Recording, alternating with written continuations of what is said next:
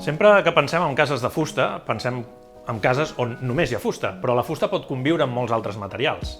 I en aquesta casa en trobem un bon exemple. És la casa Montsacopa, que ha estat dissenyada per l'arquitecte Xevi Bayona, que ens acompanya aquí. Xevi, hola. Hola. Què tal? Escolta, això, la fusta no sempre és fusta i prou, sinó que pot conviure amb molts materials, com passa aquí, que fins i tot es toquen, no? Sí, de fet, gran part de tota l'estructura és de fusta, però just en el mig per arriostrar, perquè ens servís de coixí per tenir inèrcia tèrmica, doncs apareix la termoargila, i aquí la termoargila el que fa és això, arriostrar, però a més es toca directament amb la fusta doncs, des del terra als paraments i acaba arriostrant els mateixos paraments. I un cop tenim la termoargila, una altra vegada fusta, doncs, amb aquestes trobades que són ben avingudes, no? La termoargila amb la...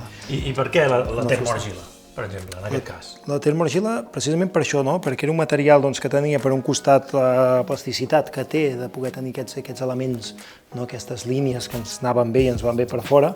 L'altre és perquè ens permetia tenir un gruix de 24 centímetres que el volíem, i el volíem precisament això, doncs, per tenir un element que pugui tenir molta inèrcia tèrmica durant la nit. A més, tenim just el foc a darrere.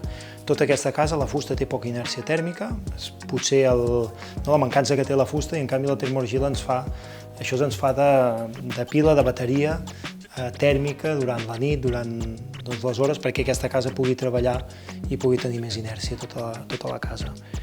I just aquí es troben també amb l'escala, que l'escala és metàl·lica, no? Just un element d'aquests de 2,85 per 2,85, però l'element central que puja doncs, és aquesta... Aquí tenim tot una mica, perquè veiem la termoargila, aquesta part metàl·lica, la fusta de l'estructura, no? Sí, aquí conviuen bàsicament aquests tres materials, no? La termoargila que ens arriba fins a aquest pis i ens arriostra el conjunt fins aquí, més amunt ja no arriba, i la part metàl·lica que bàsicament doncs, és l'escala i alguns tirants a fora també. Després tot l'altre és fusta.